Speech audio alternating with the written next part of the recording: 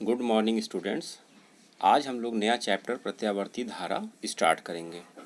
इसके पहले विद्युत चुम्बकीय प्रेरण में हम लोगों ने फैराडे के नियम को पढ़ा था, तो उसी नियम और चुम्बकीय फ्लक्स के बारे में पढ़ा था, तो वहीं से हम इसको स्टार्ट करेंगे। तो आइए देखते हैं एक एक टॉपिक इसके। तो प्रेरित विद्युत वाहक बल अथवा प्रत्यावर्ती वोल्टेज, अल्टरनेटिंग वोल्टेज क्या होता है। तो यहाँ पे देखिए चित्र में दिखाया गया है कि एक ABCD एक कुंडली है जो बाह्य चुंबकीय क्षेत्र में घुमाई जा रही है। तो आइए इसको देखते हैं। तो माना N फेरों की कुंडली ABCD एक बाह्य चुंबकीय क्षेत्र B में क्षेत्र के लंबवत क्षैतिज अक्ष के परितः कोणीय वेग ओमेगा से घुमाई जा रही है। माना T सेकंड में कुंडली थीटा कोण से घूम जाती है। यहाँ पे देखिए थीटा कोण दिखाया गया है और थीटा बराबर ओमेगा टी होता है। तो यदि कुंडली के तल का क्षेत्रफल A हो तब चुंबकीय फ्लक्स फाई क्या होगा, BA कॉस थीटा होगा। यह हम लोग पढ़ चुके हैं। यह चुंबकीय फ्लक्स इससे संबद्ध। थीटा बराबर ओमेगा टी होगा और फाई बी को हम सुविधा के लिए फाई लिखेंगे। तो फाई इज इक्वल टू क्या हो गया, BA cos omega T, theta की जगह ओमेगा टी। ठीक, तो यह हो जाएगा चूँकि ओमेगा बराबर थीटा बाई टी होता है, कोणीय वेग बराबर कोणीय विस्थापन बटा समय, तो वहाँ से हम विस्थापन कोणीय विस्थापन बराबर कोणीय वेग गुणे समय के बराबर लिखते हैं। तो इस तरह से थीटा बराबर BA कॉस ओमेगा टी हो गया, समीकरण नंबर 1 हो गया।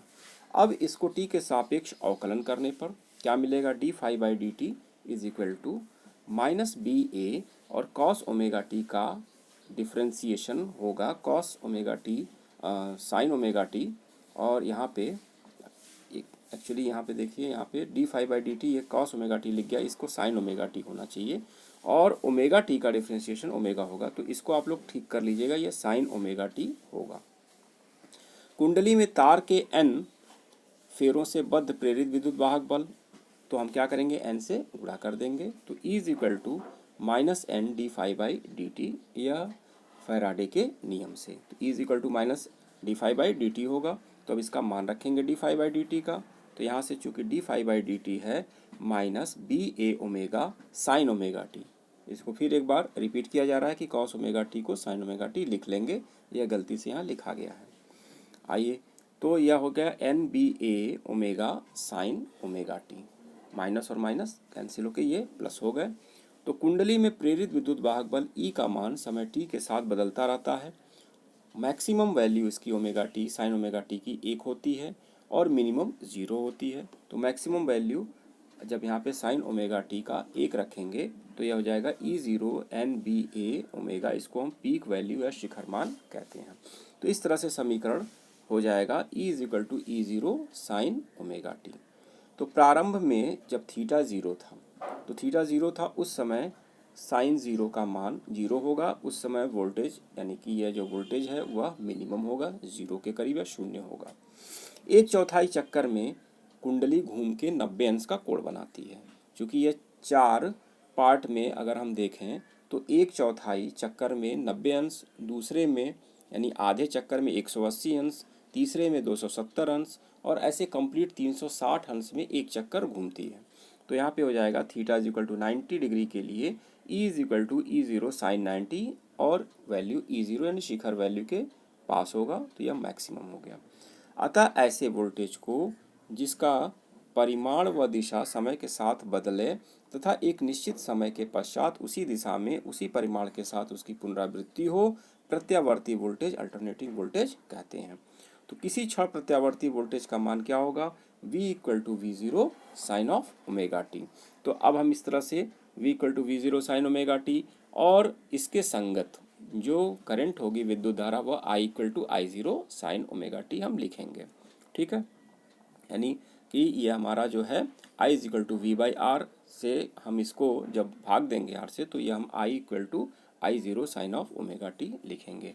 तो यह हमारा प्रत्यावर्ती वोल्टेज है V is equal to V0 sine omega t, जहाँ V0 महत्तम या शिखर वैल्यू है, पीक वैल्यू। अब आइए इसका ग्राफिकल रिप्रेजेंटेशन समझते हैं, प्रत्यावर्ती वोल्टेज तथा प्रत्यावर्ती धारा के समय के साथ ग्राफ। तो प्रत्यावर्ती वोल्टेज V के कारण परिपथ में जो धारा प्रवाहित होती है वह निरंतर शून्य व महत्तम मानों के बीच बदलती रहती है। देखिए ये महत्तम मान है यहाँ पे और यह शून्य है, तो इस तरह से यहाँ शून्य हुआ, यहाँ महत्तम हुआ, यहाँ पे महत्तम हुआ, यहाँ शून्य हुआ। फिर यहाँ पे महत्तम हुआ, यहाँ पे शून्य हो गया। तो इस तरह से यह निरंतर शून्य व महत्तम मानों के बीच बदलती रहती है तथा कुंडली के पहले आधे चक्कर में एक दिशा में तथा दूसरे आधे चक्कर में विपरीत दिशा में प्रवाहित होती है। इस प्रकार की धारा को प्रत्यावर्ती धारा अल्टरनेटिंग करंट कहते हैं। तो प्रत्यावर्ती वोल्टेज के समान किसी क्षण प्रत्यावर्ती धारा I is equal to I zero sine omega t होगी। तो चूंकि इसमें देखिए R से भाग देते हैं, इसलिए यह इसका मान थोड़ा नीचे रखते हैं। तो यह V वोल्टेज ऊपर वाला जो ग्राफ है वह वोल्टेज को प्रदर्शित कर रहा है, और जो नीचे वाला डॉटेड लाइन वाला ग्राफ है वह धारा को प्रदर्शित कर रहा है। इसको हम साइन वेव कहते हैं।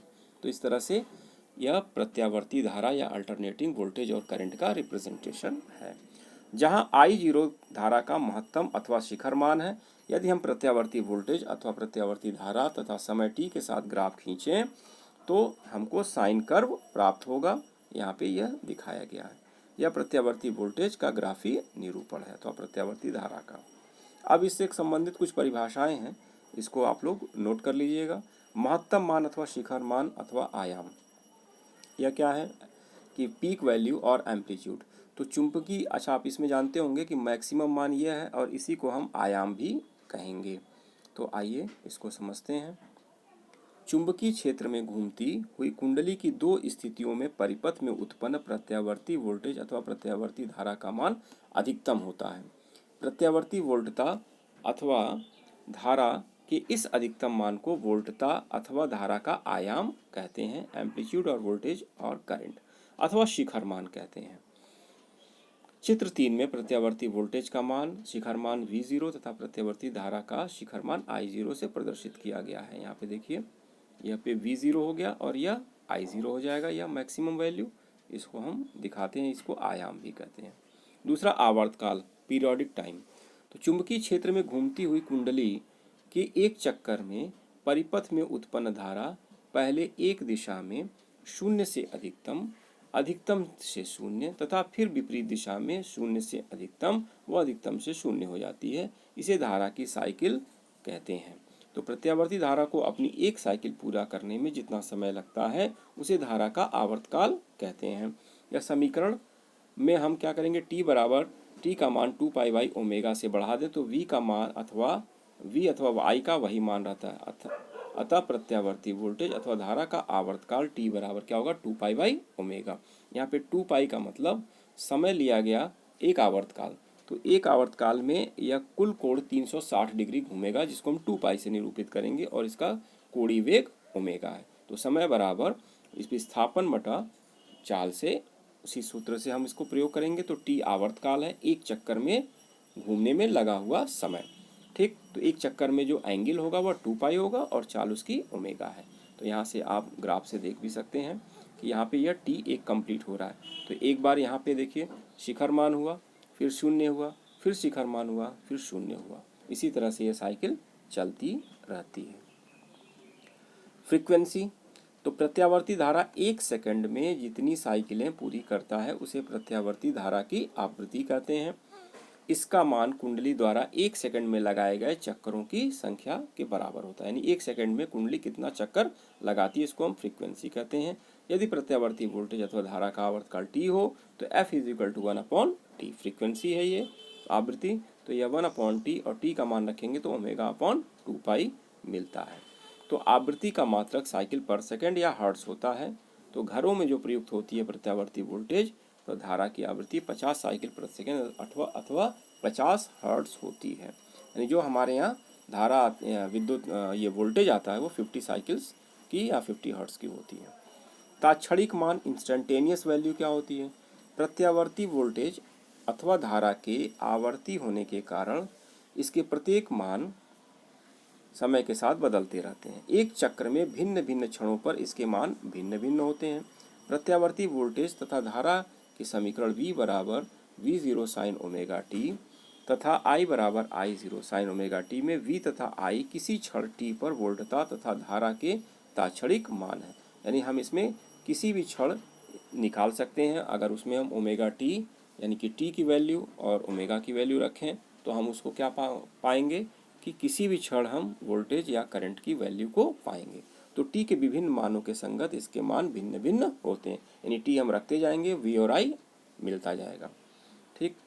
फेज क्या है? कला। प्रत्यावर्ती वोल्टेज की समीकरण V equal to V0 sine omega t तथा प्रत्यावर्ती धारा का समीकरण I equal to I0 sine omega t में साइन का कोण ओमेगा टी प्रत्यावर्ती वोल्टेज अथवा प्रत्यावर्ती धारा की समय टी पर कला को प्रदर्शित करता है। इसको विभिन्न प्रकार के सर्किट में हम समझेंगे कि फेज और फेज एंगल क्या है।